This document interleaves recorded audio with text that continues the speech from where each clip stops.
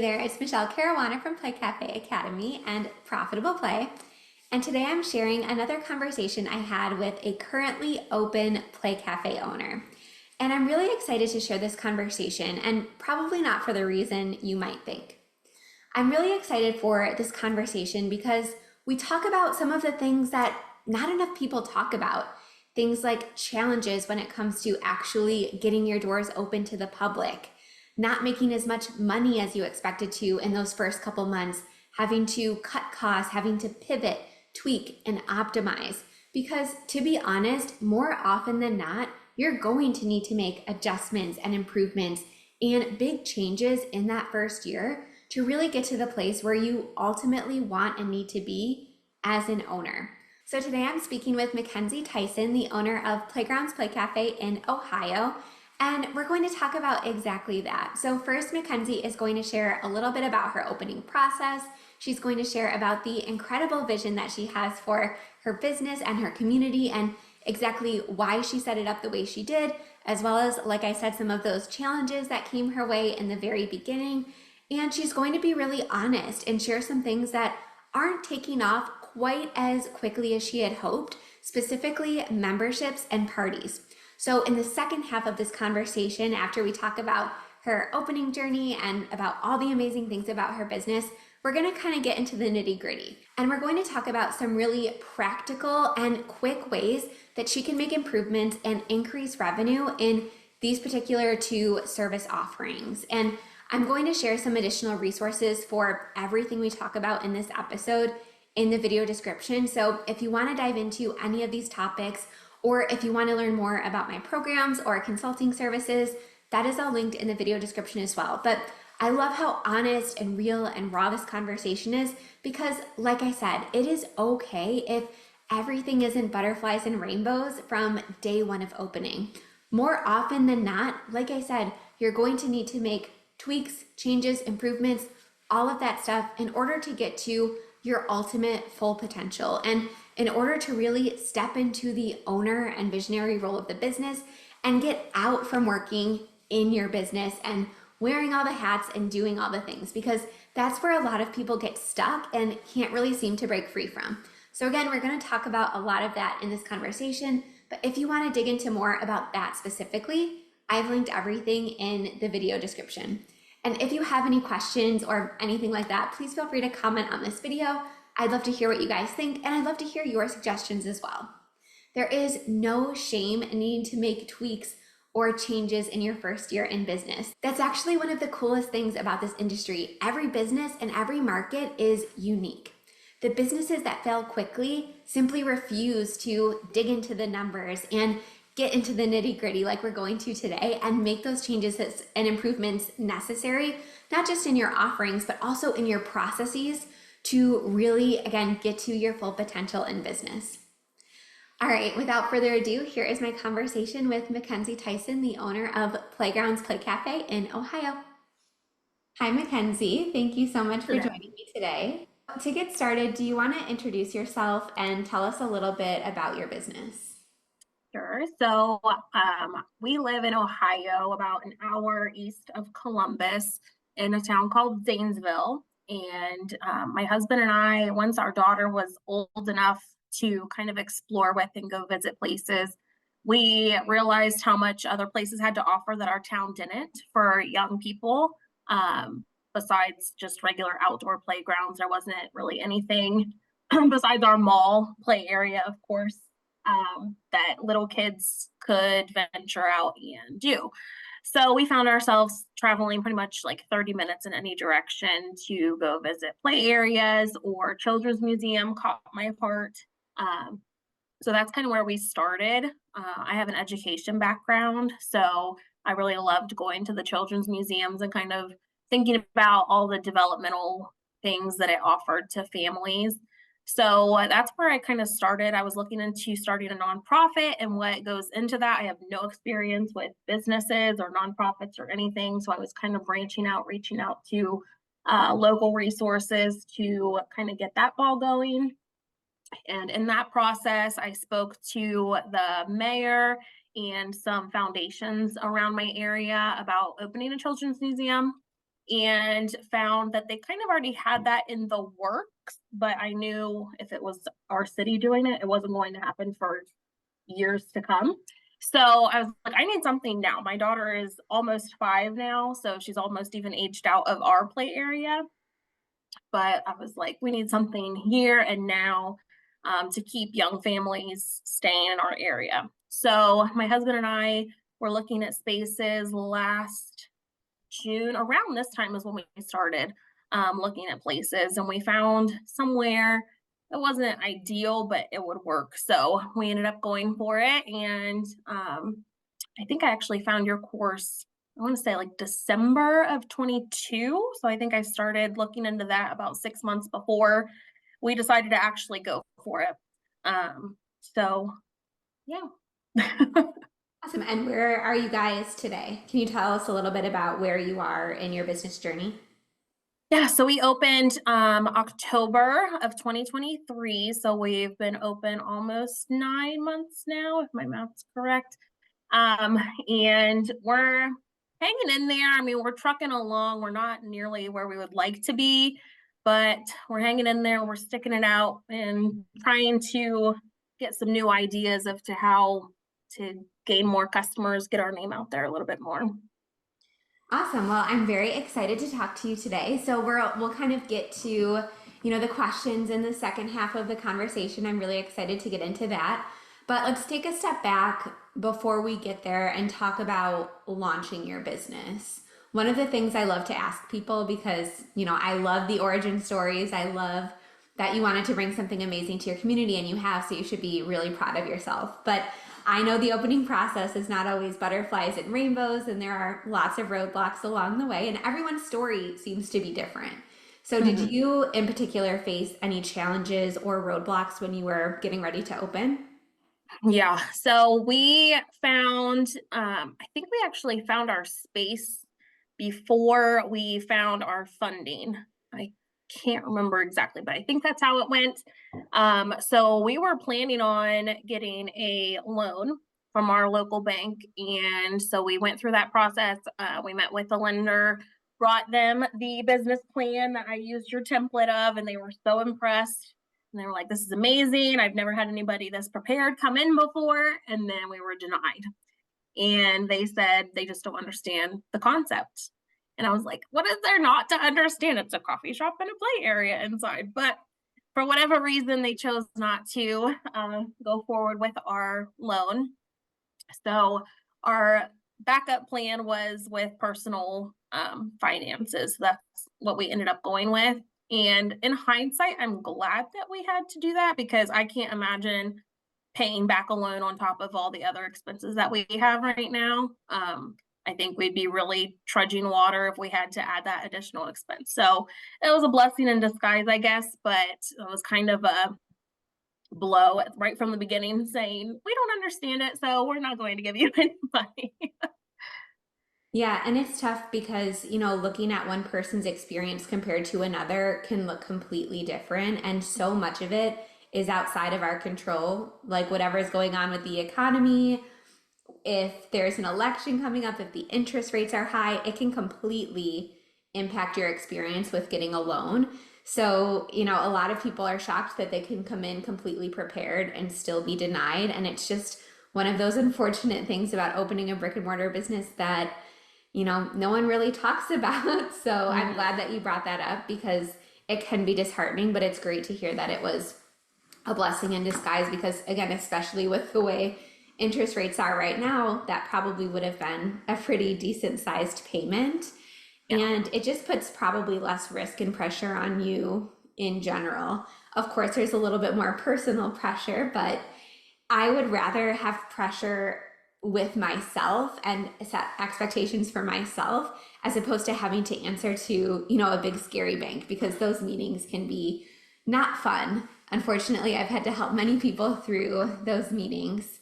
So I'm glad that it ended up being a blessing in disguise, even though it was kind of tough to begin with.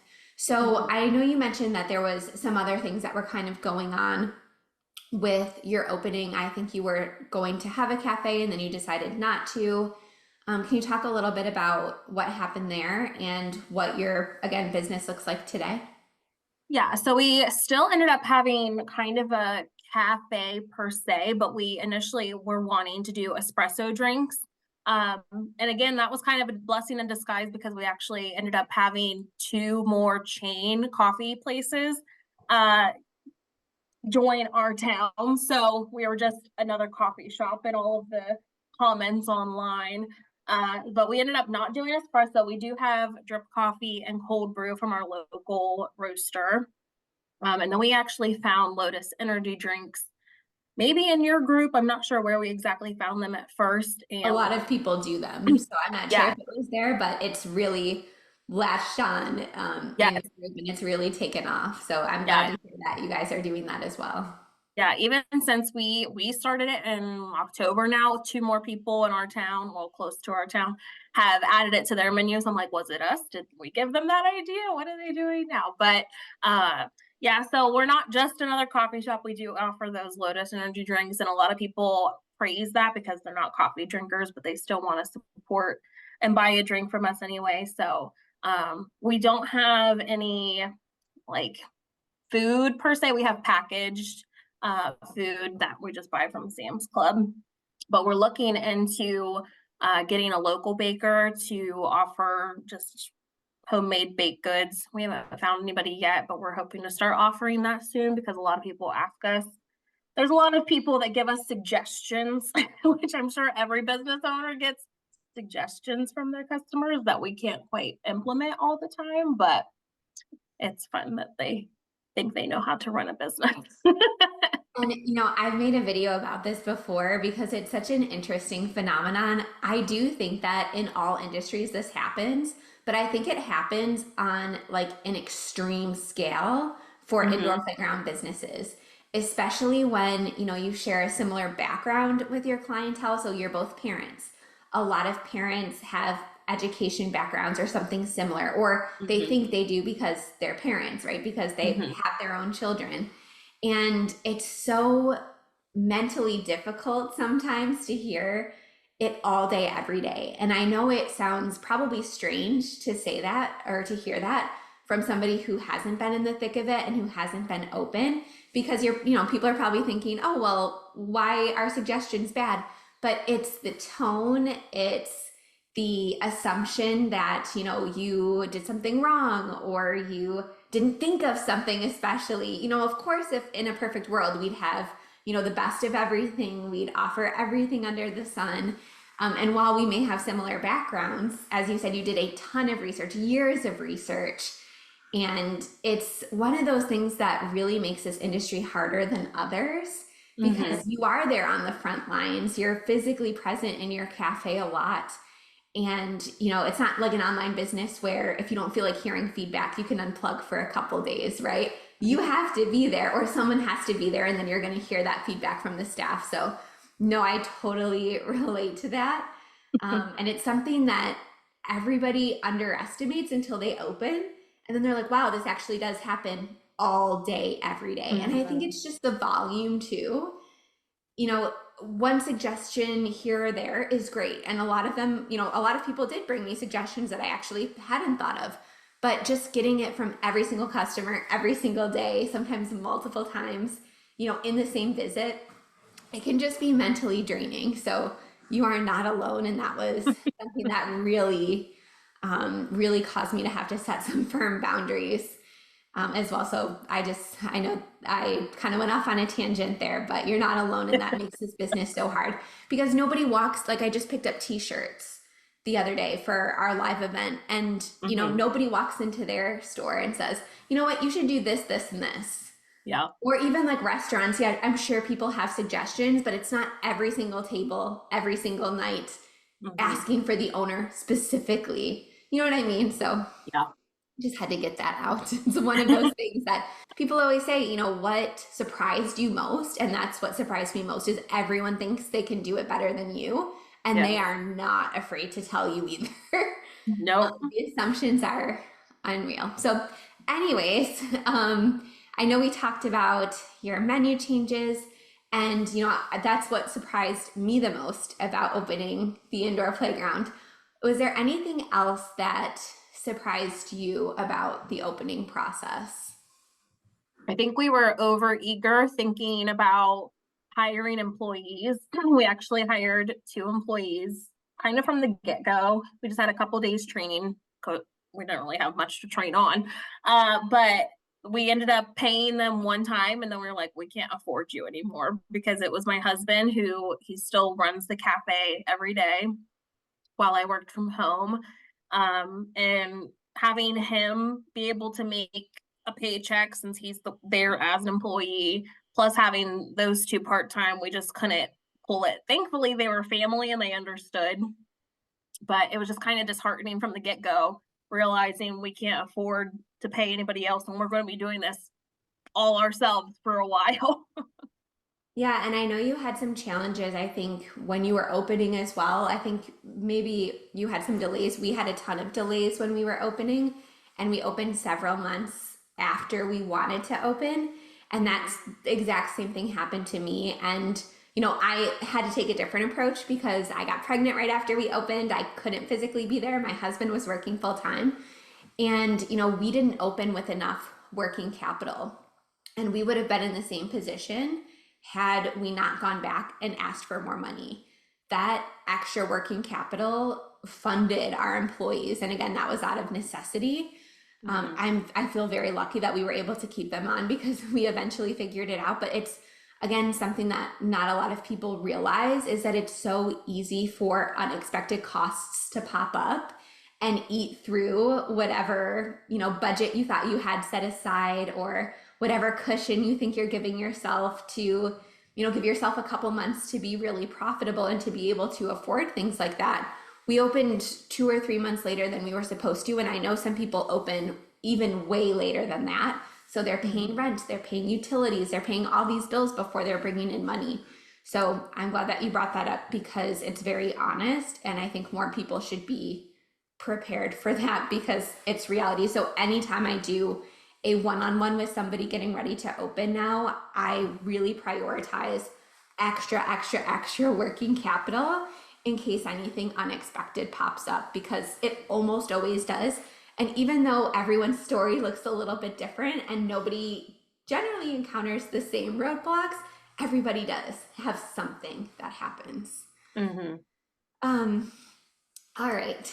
So we talked about what's surprising. We talked about some roadblocks in the launch process. So let's kind of talk about the actual opening. How did you let people know that you were opening and how did you spread the word? So we actually, when I was mentioned that we were looking into doing a children's museum to start, I had sent out a survey and it kind of blew up on our local group page.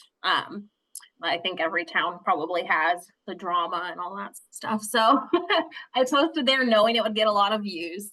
So I think I ended up getting 750 replies and I kind of capped it at that. And at that time, I was planning on presenting it to the city and kind of showing them we have a lot of interest in something like this. What are we going to do about it? So I had that in my back pocket and kind of got my name out there because I posted it as myself. So I think people kind of knew who I was and what my idea was when I started. And so I created our page. Once we started doing renovations and plumbing and all that fun stuff in our space, we were posting progress photos and things like that, building momentum. I didn't really have any like renderings or anything of what we were projecting to have, but as we were getting like packages and stuff, we did kind of like, what do you think is in the box posts and kind of building excitement that way. So we had, I want to say like 1,000 followers before we even opened, and which for my town is really good. So that kind of helped. And we think what else? I think that's it. We tried to post like pictures outside of our building so people would know where it is exactly. And it's on a main street in our town. So everyone kind of knew driving by what it was going to be. but we're trying to build momentum that way. So social media for sure. And speaking of, social media and getting a lot of those views and comments, have you gotten any feedback that surprised you or was unexpected since you first opened? I always find this so interesting. Um, I would say we've had one negative review that still irks me a little bit, but it was from a parent. We had a field trip of our preschool with developmental disabilities, and my husband was there. It was like the third field trip that they had visited. We had great feedback from the first two. And the third one of the parents had a bad experience because her child was kind of running the cafe, stealing people's things, taking their drinks in the play area, just not following the rules. And so one of the other parents noticed that the child had taken her phone. And so when she got it back, she got a Clorox wipe and wiped it down. And that parent of the child was so offended that she did that, thinking like she had something against the child. And so she put a bad review on our Facebook page saying something along the lines of not for children with disabilities, and left it at that. And I actually posted in the play group and I was like, how do I even respond to this? And I told them kind of the backstory, and they gave me a good feedback. So I responded as respectfully as possible. But I didn't expect that from a parent like that. Like, I was just like taken aback, because we've also had parents give us reviews of saying how wonderful it is with their kids with disabilities or different abilities. So I was just like, I think the good will outweigh the bad. I'm not going to let it give a chip on my shoulder, but that was kind of surprising. Yeah, I remember that post actually inside of the group, and you did get some great feedback. But, I always try to look at it, and trust me, I understand what you mean by, reviews sticking with you. I still have reviews to this day from 6, 7, 8 years ago that still like, I still think about them once in a while when I'm like in the shower or something. I still get mad all over again. But now I try to look at it through the lens of somebody visiting or looking to book a party. So, to me, if I were to go on a Play Spaces page, read that review, I would not, and I have a child with a disability, and I would never say, oh, that place is not for me because that sounds really offensive. You know what I mean? I would Yeah. never read that review and make a negative decision based on that feedback. Some parents are just impossible to please. Some parents just, I'm not even going to get into that. We won't get into it because we have a lot to get to. But, luckily, I don't think that that review is going to cause any future negative impacts. But man, it is tough to, again, it's one thing to get feedback in person, it's another to get it posted online where you can't remove it. There's very little you can do. Even in terms of responding, there's rules and restrictions, and you want to remain professional, but also defend, people with disabilities. And it's so tough. So, one thing I wanted to ask is how you balance your personal life while running your business, because I know your husband is there quite a bit. You're working from home. Obviously, you're both parents. So, can you talk a little bit about how you find balance and how you do both? Yeah, thankfully we have a very supportive family. So both of our parents take care of our kiddo whenever we're not able to, but we also try to bring her in whenever possible. She just doesn't always understand if we're both busy that she can't be right on top of us asking, "Will you come play with me? Can I have this and this and this?" And it's just difficult, but we get through. So, uh, yeah, like thankfully we have our family, and we always try to make time as a family to do other things outside of our business. Um, we have like our birthday parties and events and stuff on the weekends, but anytime that we don't have anything booked, we try to spend that time together as a family and go do something special with our almost 5-year-old. So it's tough to balance for sure, but it's important. It's the forefront. So I think you just have to make time. Yeah, absolutely. And to kind of wrap up this part of the conversation, is there any advice that you would give to someone who is considering this journey? Definitely take time to do all of your research that you can. I have no idea how I found your courses. I can't remember. I think probably when I was looking into the Children's Museum stuff, it came up on Google, I'm sure. But I highly recommend that investment. It's totally worth it. All the resources, the Facebook group, everything is just invaluable. So there's a little plug there.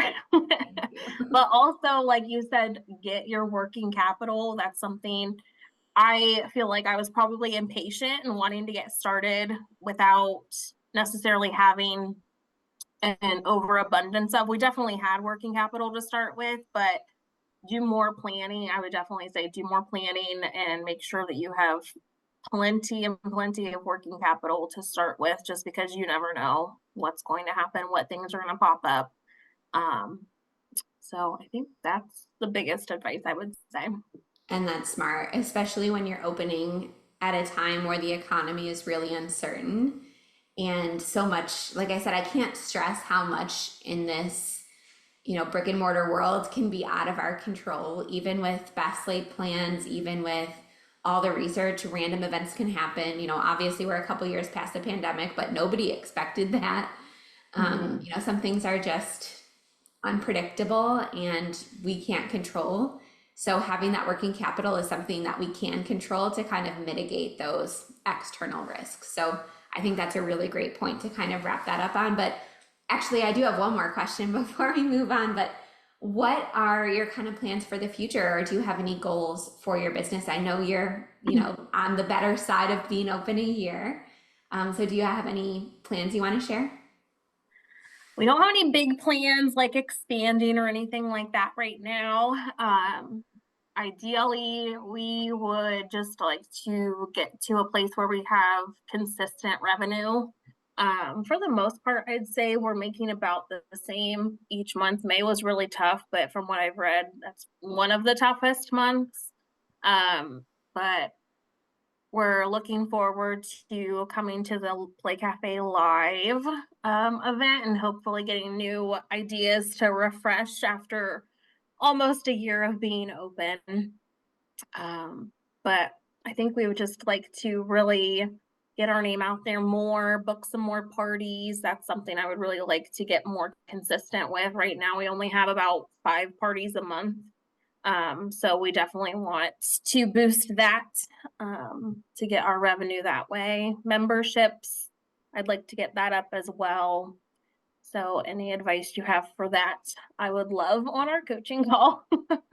Yeah, and we can kind of that's actually a great transition to kind of segue into the coaching call portion of this conversation because, spoiler alert, that's what we're going to start doing now because I know again, there's so many pivots, there's so many tweaks, so many optimizations that can be made the first year in business. A lot of people think that the research stops and the learning stops when you open your doors, but quite the contrary. Again, so much can happen, customers surprise us when it comes to what they like, what they don't like, what they want to book, what they don't want to book, what they're willing to pay. So I'm excited to kind of get into this. So do you want to start with a question or do you want to kind of start with one of those topics?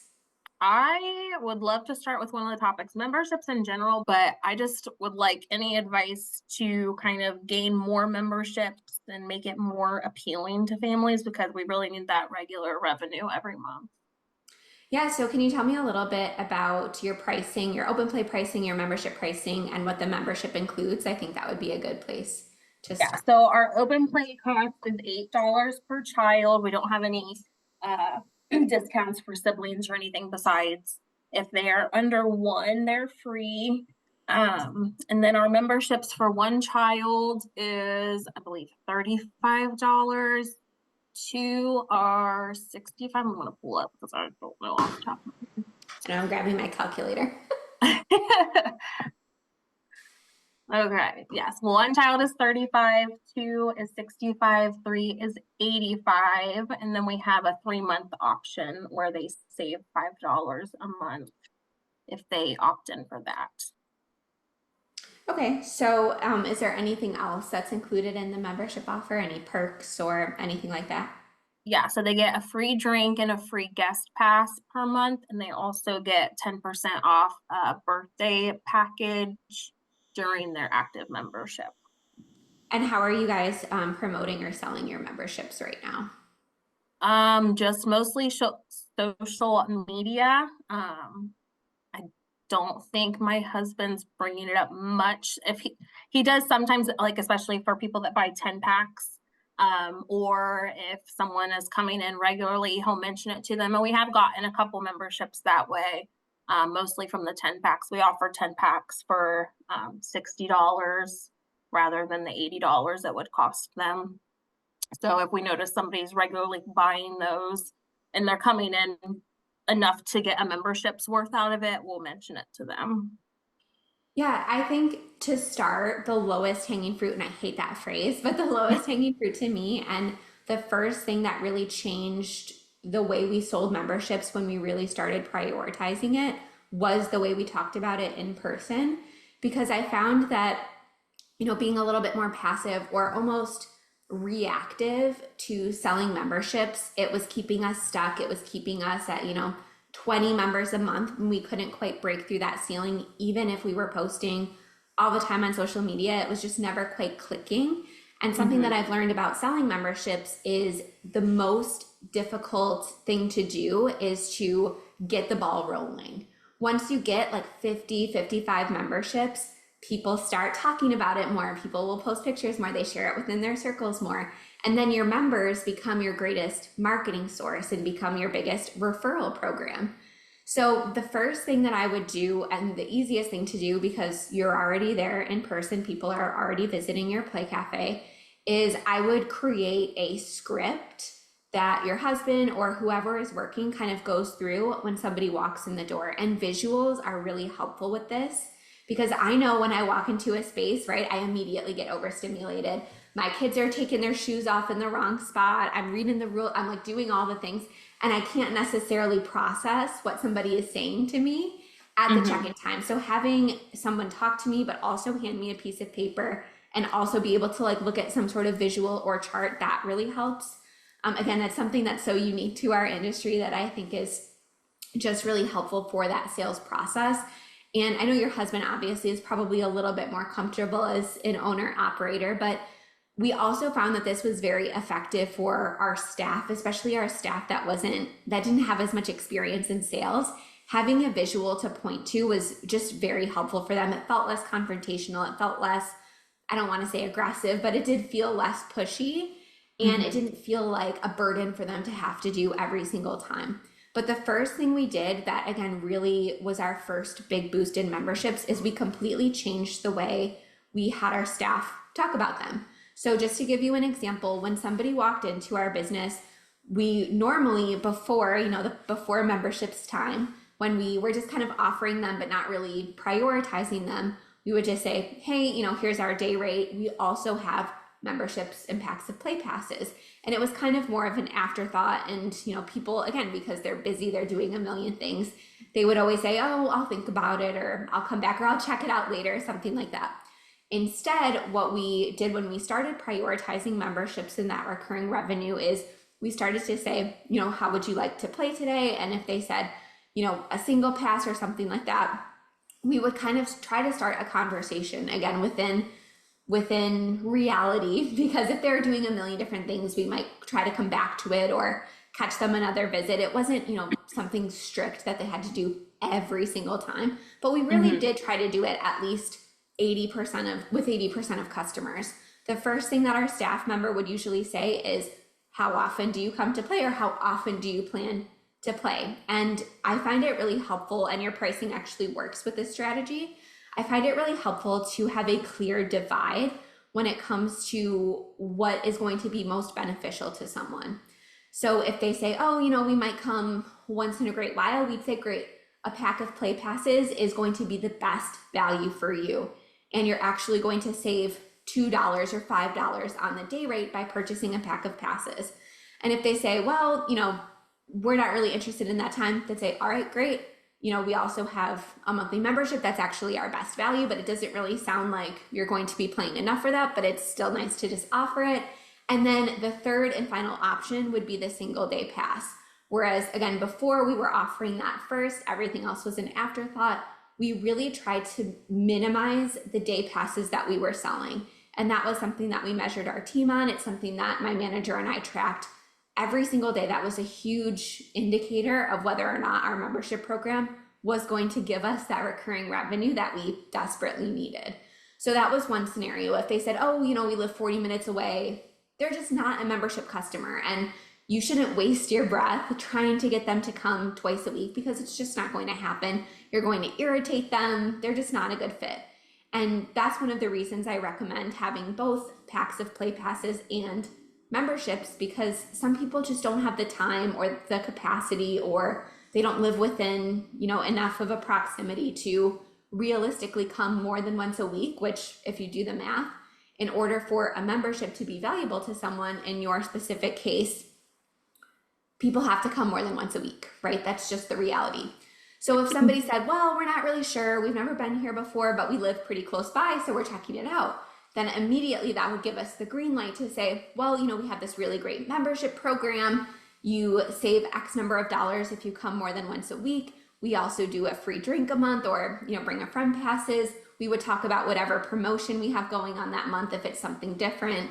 And, something that people really valued is some of those extra perks that weren't necessarily as tangible as a free drink or something like that, but it was something that they really wanted. So this is going to differ from business to business, but we really found that our members, because most of our members had very young children, and they were typically single child families, because again, our age range was so specific. We kind of aged out at 6. So a lot of our members were parents of very young children, and they were looking for community. They were looking to meet parents of kids of similar ages. So we would do member meetups, we had events, we had the community aspect was really, really attractive to them. So once we figured out that that was a huge selling point for our memberships, we were sure to kind of include that and put it at the forefront of the conversation, because, a coffee is great, but it's, $2, whereas being able to do babies and brunch or meet up with other members or something like that, that might just be so much more valuable. And we only have so much time face to face with this person. So I think one of your first things to do when you're creating this script is to figure out, of the people who are already paying for your memberships, what do they use the most? What is the one thing that they love most about the membership? Is it the convenience? Is it the community? Is it the proximity? Like, what is it about the membership that they love? Because something that not a lot of people do, and it took me a long time to learn this as well, something that not a lot of people do is look to their current members to sell more memberships. And I found the more that I prioritize our current members, the more I learn about them, the better I make them feel, the more included I make them feel, the more that sells memberships, because we learn why exactly they're enrolled, we learn what's keeping them there, and even just the words that they use sometimes give you a light bulb moment, right? Oh, I need to include that on the sales page, or oh, that's great, I didn't even think of that sentence, I need to add that to the sales script. So even just hearing the way other members talk about memberships, it sometimes gives us insight into our own business that we wouldn't have gotten from a non-outside perspective, right? So having a script is extremely helpful. So I got kind of off track, but as soon as somebody kind of gives you that green light to talk about memberships, we would immediately talk about what we know is going to sell memberships, because we've asked.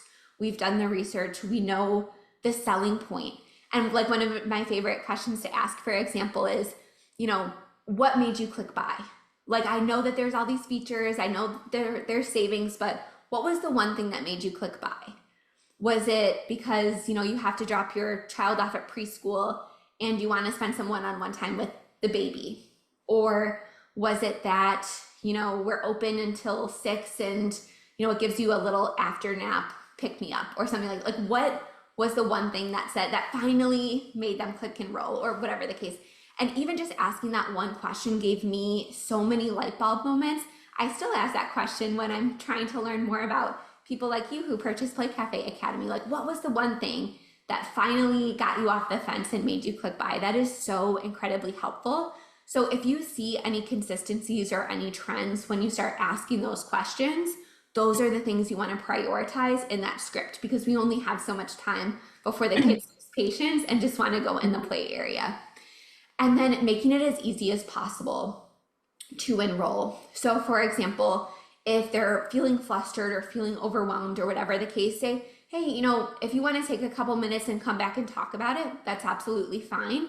And something that I found was really effective for us is if we either refunded or applied the cost of that play for that day into the membership or something like that, some incentive to sign up then and there.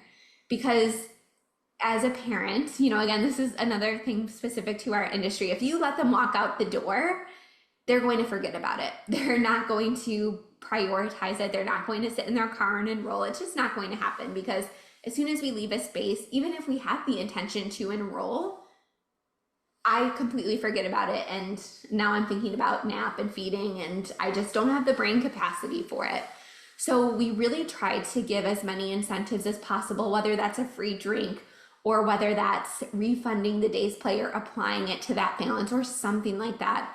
Any way to kind of move that needle and actually get pen to paper in person was a huge incentive. And something that another member actually brought to me, which was a great idea. I do this for my online membership. I never thought to do it for my Play Cafe membership, was a welcome box.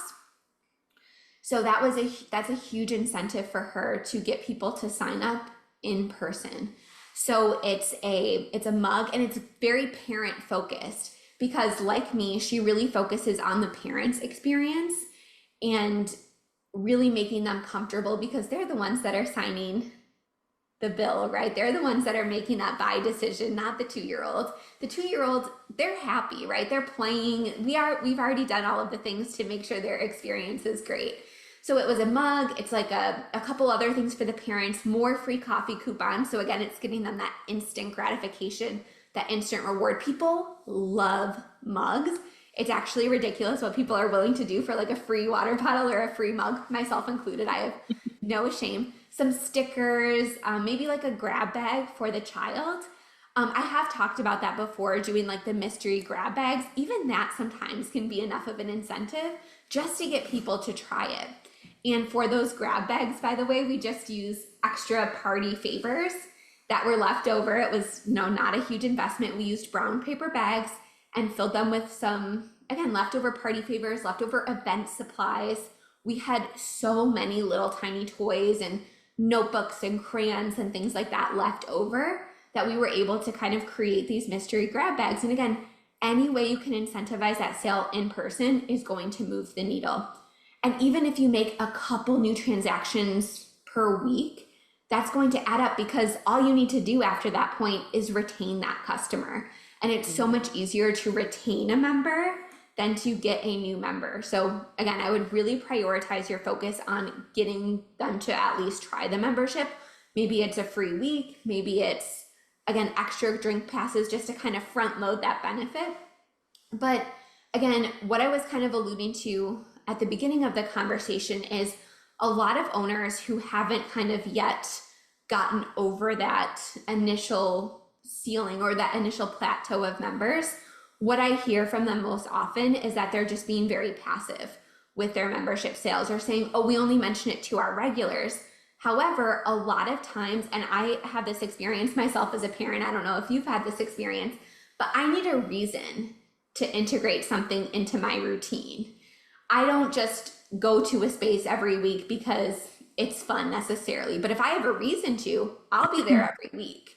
And I need that reason. I'm not just going to think, I don't wake up and think we're going to go to a play space today, or, something like that. Sure, yeah. Maybe once every couple months, but then life gets busy and we do other things and I get shiny object syndrome. We, have memberships to the zoo. But if there's a really good deal, or if I have the opportunity to make friends of people with children the same age, if I'm sold to, I'm like, okay, I could come once a week. I live pretty close by. So to me, being more reactive and only selling it to members, that's a great place to start. But I think selling it to people who maybe haven't even thought to work it that into that regular of a routine yet is going to be a big opportunity. So what I would focus on is really prioritizing selling to people who live close by. And you don't have to be creepy. You don't have to say like, where do you live? Exactly how far away is it? But you can say like, oh, do you live around here? Did you just move? Try to find those points of connection and understand, what the opportunity is. Because when it comes down to it, it's a great service. It's a great price that you're offering it at. That is an extremely low price. I pay that much for like a streaming service that I forgot about, and I'm still paying like 10 months later and I haven't even thought about it. So it's a really attractive price. It's not like you're charging $200 where the sale process is going to be a little bit bigger. So don't be afraid to really push it, because when it comes down to it, yes, you're making a sale, but you're saving them money. You're providing them with an amazing experience. You're giving them a sense of community. And it's by far the best value to play at your space. And you have done the research. You've really put a lot of thought and intention into your space. So I would try to encourage your husband or your staff to integrate it into not just the sale process initially, but as people are leaving, like, hey, if, we have this, I saw you had a great time. We have this, special promotion going on with the welcome box, and we will refund your play, or we'll give you, X number of extra drink passes. Again, it doesn't have to necessarily be right when they come in. It could be in the middle when there's a dull moment. It could be at the end. There are so many opportunities to kind of make that sale. And remember that selling is serving. It doesn't have to feel slimy. It doesn't have to feel icky. If there's a reason that it could benefit them, because maybe they're seeking community, maybe again, they just moved there. Maybe the child doesn't have a lot of peers, or they don't go to daycare and they need socialization. Learn about the customer and again, find those points of connection to make that sale. That was the single biggest game-changing moment for us to kind of, again, get us over that initial plateau. And we were able to add, several customers a week just by being more proactive as opposed to reactive. And then after that, once we started getting the ball rolling and we started getting more and more members, because the thing about having a small space, one of the benefits is if we're talking about this with someone else, someone might overhear it, they might hear the benefits. And if they hear it enough times, they're going to get curious and they're going to see their mug and they're going to see, the welcome box and the grab bag, and they're just going to keep getting more and more interested. So it's not just the one-to-one sale. It can also be benefiting other people in this space.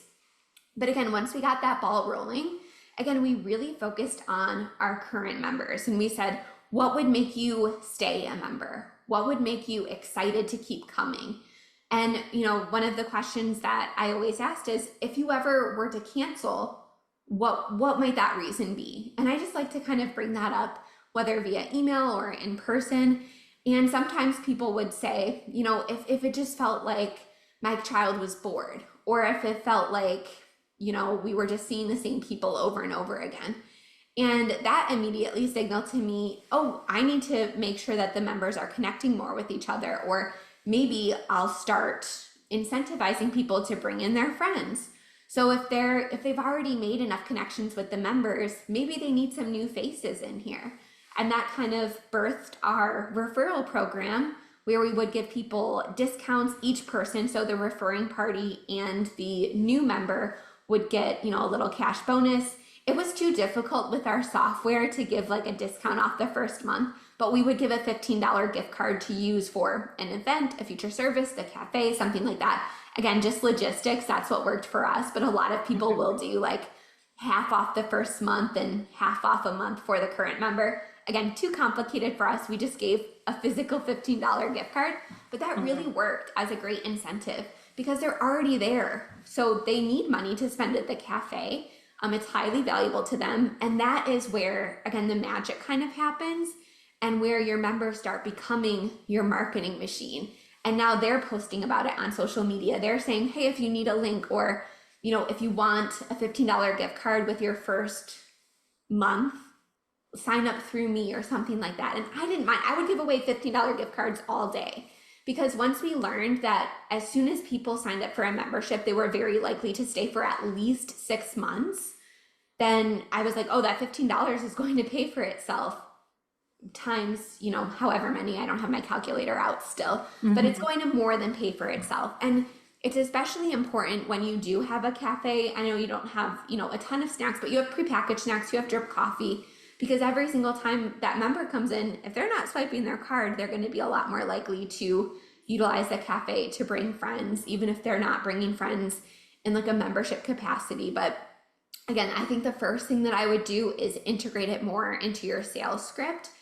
Whatever, I know it's weird because it's your husband, but let's say it was just a staff member, give them all the tools, training, scripts, visuals, anything that they needed to feel like it was really simplified and like they had all of the tools necessary to feel comfortable. Because if your front lines are not selling the memberships, it's just not going to happen as quickly. That's Hmm. just, the honest truth.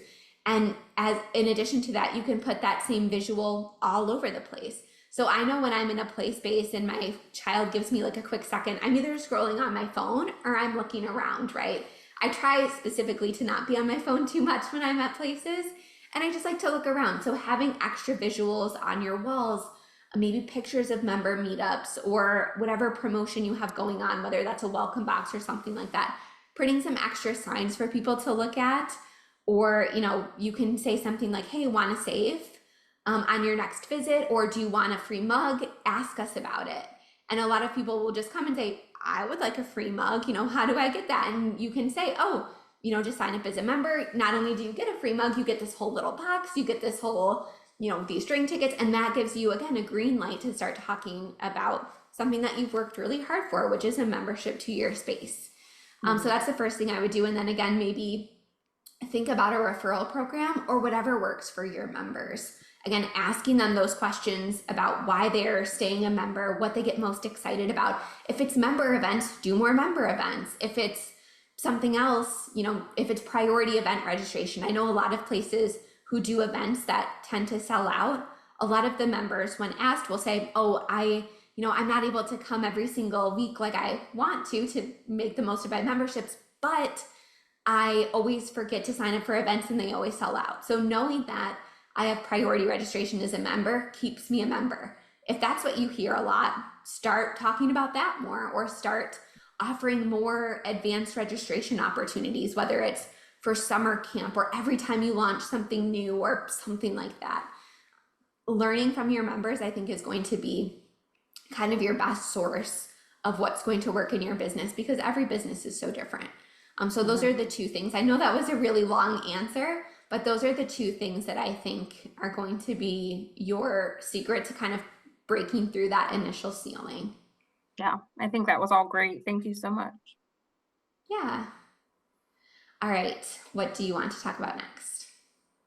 Um, Anything for booking more parties? Like, I know it's probably going to be the same answer, kind of doing it more face to face because we're kind of uh passive on that. Also, just posting to social media. I guess I should add it to my email list every now and then too about our birthday parties. When we launched our deluxe party, I had it in our email sequence, but then I kind of took it off. But I guess I should do that more often too. But do you have any more tips about booking more birthdays? Yeah, more emails just equal more sales every single time. And again, Hmm. just reminding yourself that selling is serving. You're doing people a favor. Maybe they forgot you had birthday parties, or maybe their child's birthday is coming up in 3 months and they haven't thought about it yet, and you're offering a gentle reminder.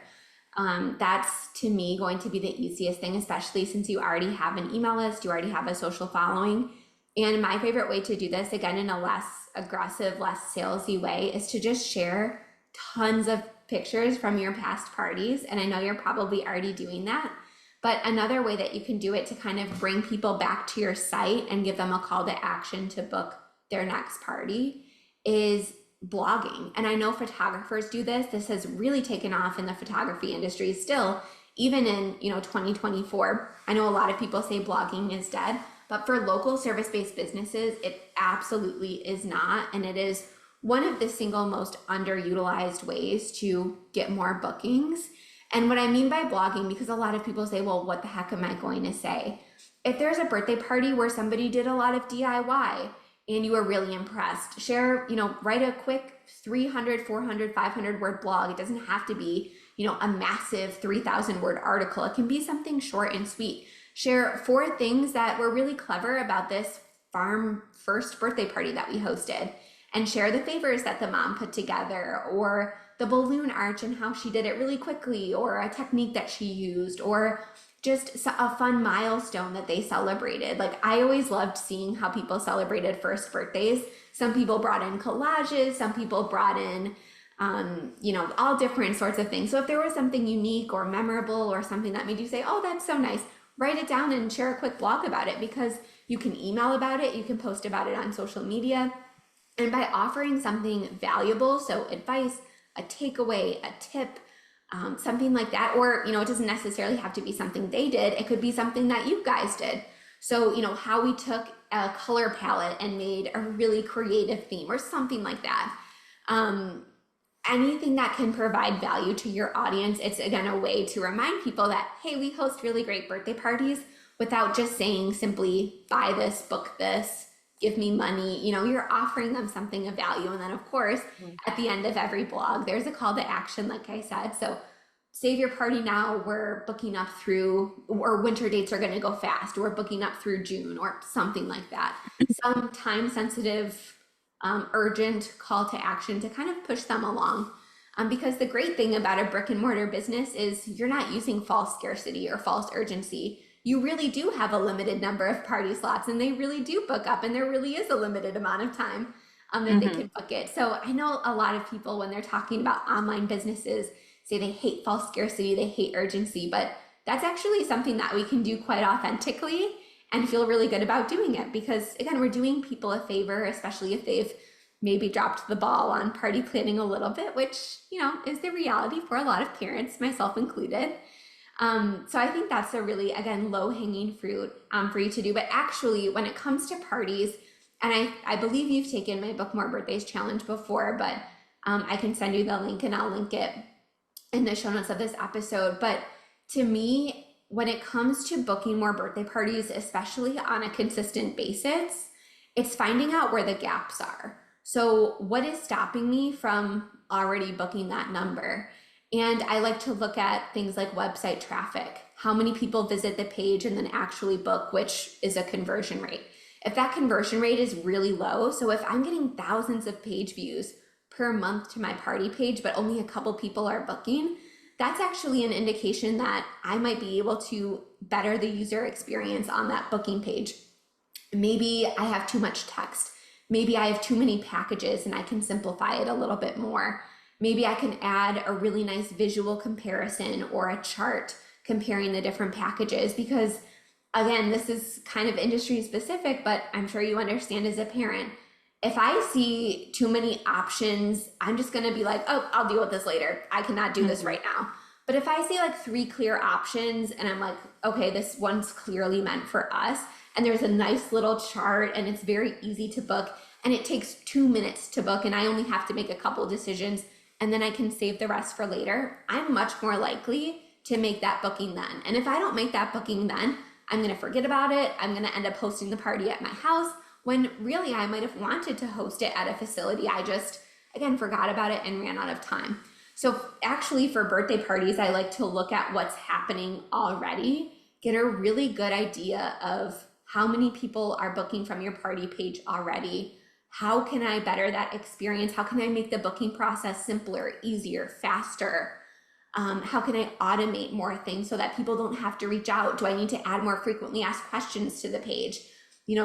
When I first started, I felt like people were constantly reaching out with questions, and that felt like a big bottleneck in the booking process. Clearly, my birthday party booking page wasn't robust enough, didn't answer their questions in the right way, that they were feeling the need to message me on Facebook or send an email.